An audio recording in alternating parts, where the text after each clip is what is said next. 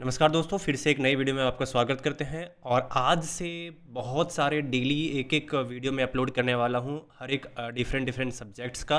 तो अभी से ही आप चैनल को सब्सक्राइब कर लीजिए, क्योंकि आज जो वीडियो है ये बीएड के ऊपर मैं बनाने वाला हूं। और इस वीडियो में हम 2023 और 2024 का जो कट ऑफ है उसको हम एनालाइज करने वाला हूं। क्योंकि अभी क्या हुआ है कि यूजी नहीं, पीजी का जो है अभी फ़िलहाल ही मैं आंसर किया है, तो बहुत सारे ऐसे बच्चे हैं जो एनालाइज कर रहे हैं और काफ़ी सवाल पूछ रहे हैं बच्चे कि सर क्या मेरा कट ऑफ वहाँ तक पहुँचेगा या नहीं पहुँचेगा। तो इस वीडियो में जितना भी आपका क्वारीज है सब सॉल्व करने वाला है। और यहाँ पे 2023 में लोवेस्ट कितना गया था, सबसे हाईएस्ट कितना गया था, और 2024 में कितना लोवेस्ट गया था और सबसे हाईएस्ट कितना गया था। क्योंकि बहुत सारे ऐसे बच्चे हैं जो बीच में रह जाते हैं, तो बीच में समझ नहीं आता है क्या मैं सेंट्रल यूनिवर्सिटी ऑफ हरियाणा के लिए वेट करूँ या फिर दूसरे जो भी यूनिवर्सिटीज है उसके लिए वेट करूँ या ना करूँ। तो मेरा कहना है कि आप ज़रूर वेट कीजिए, और इस वीडियो को देखने के बाद ना आपका जितना भी क्वारीज है सारा सॉल्व हो जाएगा। तो सबसे पहले हम यहाँ पे बात करते हैं 2023 का, जो कि बीएड स्कूल ऑफ एजुकेशन के द्वारा प्रोग्राम बीएड का जो यहाँ पे है, जहाँ पे अगर आप देखोगे ये कट ऑफ का लिस्ट है मेरे पास। और ये मैं बता दूँ कि 227 जो है हाईएस्ट स्कोर गया हुआ था ईडब्ल्यूएस कैटेगरी अगर हम बात करें। वहीं अगर हम बात करें सबसे लोवेस्ट कैटेगरी, लोवेस्ट अगर देखोगे तो 129 तक गया था। तो ये टोटल बच्चे का लिस्ट है जो एडमिशन के तौर पे ये यहाँ पे लिस्ट में नाम आया था। दूसरा अगर हम देखें ओबीसी की अगर बात करें 212 गया था हाईएस्ट, और सबसे कम जो है 113। वहीं एससी का जो है ये लगभग टोटल कितना गया 94, फिर 137, आप हाईएस्ट मार्क्स देख सकते हो 183। ये वो ऐसे बच्चे का नाम है जो यहाँ पे फर्स्ट काउंसलिंग में उनका नाम यहाँ पे डिस्प्ले किया गया। देखो सबसे अच्छे यहाँ पे लिखा हुआ है। तो सोचो कि 2023 में जिनका 129 है पीडब्ल्यूडी में, वैसे अगर आप देखोगे यूआर में तो 215 चाहिए कम से कम, और यहाँ पे 212 है ओबीसी का, और सबसे लोवेस्ट अगर देखोगे तो 181 आएगा ओबीसी पीडब्ल्यूडी छोड़ करके। एससी अगर कैटेगरी के आप बच्चे हो तो कम से कम 158 होना चाहिए। ये आपको सिर्फ हम फर्स्ट काउंसलिंग बता रहे हैं। वहीं अगर ओपन काउंसलिंग जब होती है, ओपन काउंसलिंग मतलब ये होता है, सिंपल सा ये समझो कि फर्स्ट काउंसलिंग होता है ऑनलाइन, सेकेंड होता है, थर्ड होता है, फोर्थ होता है, फिफ्थ होता है। ठीक है, कभी कभी क्या होता है कि सिक्स भी होता है और सेवन्थ भी होता है। ये कब होता है?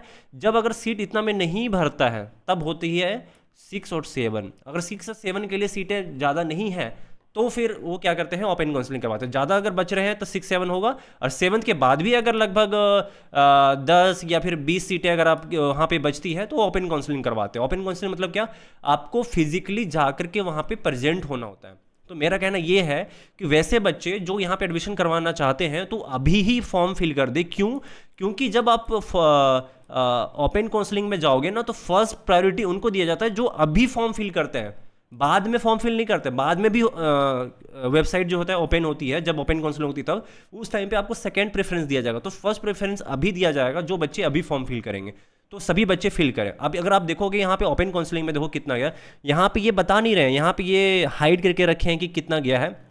लेकिन एग्जैक्टली अगर आप देखोगे सीटें कितनी खाली रह रही है, अंडर रिजर्व में टोटल 13 सीटें खाली रह रही है, वहीं पे ओबीसी में टोटल 8 सीटें खाली रह रही है, फिर ऐसी कैटेगरी में 5 सीटें खाली रह रही है, और ईडब्ल्यूएस में 2 सीटें खाली है। मैं बता दे रहा हूँ कि यहाँ पे लगभग ना 100 से भी कम गया था मार्क्स। किसमें पता है? ये बात कर रहा हूँ मैं जनरल कैटेगरी का। ठीक है, जनरल कैटेगरी में भी ना लगभग 100 मार्क्स पे एडमिशन हुआ है। तो सपोज दैट कि अगर एससी कैटेगरी में अगर आप 50 मार्क्स भी ला रहे हो ना तो आपका एडमिशन 2023 में हो गया होगा, मैं बता रहा हूँ। वहीं अगर आप बात करोगे फिफ्थ काउंसलिंग का, फिफ्थ काउंसलिंग में क्या है कि टोटल यहाँ पे फिफ्थ काउंसलिंग जो ये है 2024 का बता रहा हूँ। मैं क्यों लिया हूँ फिफ्थ काउंसलिंग? क्योंकि आपका जो स्कोर है सबसे लोवेस्ट स्कोर देखना पड़ेगा ना कि टोटल कितना गया था। तो अगर आप यूआर कैटेगरी को हो तो लगभग 98 या फिर 108 तक गया था। मतलब कि अगर आपका मार्क्स 100 है, 90 है, यूआर कैटेगरी का हम बात कर रहे हैं जनरल कैटेगरी में, तो चांसेस है आपका एडमिशन होने का। क्योंकि ये फिफ्थ काउंसलिंग का है। फिफ्थ काउंसलिंग के बाद क्या हुआ होगा? सिक्स काउंसलिंग या फिर सेवन्थ काउंसलिंग हुआ होगा, या फिर इसके बाद ओपन काउंसलिंग हुआ होगा। ओपन काउंसलिंग में क्या है कि इससे भी नीचे मार्क्स जाता है, तो लगभग 90 तक मार्क्स गया होगा नीचे, तो इतना कम गया होगा। अगर ओबीसी का, दो ओबीसी का देखो 98 गया है खुद का, और ये देखो एससी का कितना है 81 है, और एसटी का लगभग 80 तक गया है। तो ये 60-80 का जो खेला है यहीं तक चलता रहता है। ये हम बता रहे थे आपको, ये आपको मैं बता रहा था कि जो फिफ्थ काउंसलिंग में एडमिशन लेना चाहते हो, इसके लिए ये सिर्फ साइंस बैकग्राउंड के लिए है। कौन सा बैकग्राउंड के लिए? साइंस बैकग्राउंड के लिए। वहीं अगर आप आर्ट्स बैकग्राउंड को हो या फिर ह्यूमैनिटीज़ के हैं या कॉमर्स के हैं, तो सबसे जो कम पीडब्ल्यूडी का अगर 56 गया है, तो आप मान करके चलो कि जनरल कैटेगरी का कम से कम गया होगा 100 के आसपास।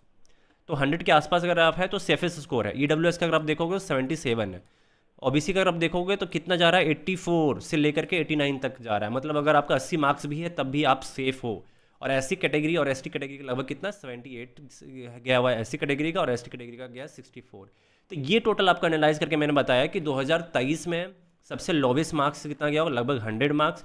और 2024 में भी अगर हम देखेंगे तो लोवेस्ट मार्क्स जो है लगभग 100 मार्क्स के आसपास ही गया हुआ है। तो पिछला साल से इस साल अगर हम देखें तो 5 मार्क्स इंक्रीज हुआ है, तो हो सकता है 2025 में भी 5 मार्क्स इंक्रीज होगा। मतलब क्या, लगभग 100 सबसे लोवेस्ट रहेगा, 100 से लेकर के 105 जिन जिन बच्चे का है उनका भी यहाँ पे एडमिशन हो जाएगा। इनसे भी नीचे है तो ओपन काउंसलिंग में वो ट्राई करेंगे, लेकिन हाँ, जो जज्बा है, जो आपका एडमिशन लेने का जज्बा है, वो आप नहीं छोड़ना है, आपको लेना है एडमिशन, चाहे वह सेंट्रल यूनिवर्सिटीज़ ऑफ हरियाणा ही क्यों हो। इसके अलावा बहुत सारे यूनिवर्सिटीज़ है, वहाँ पे एडमिशन ले सकते हैं।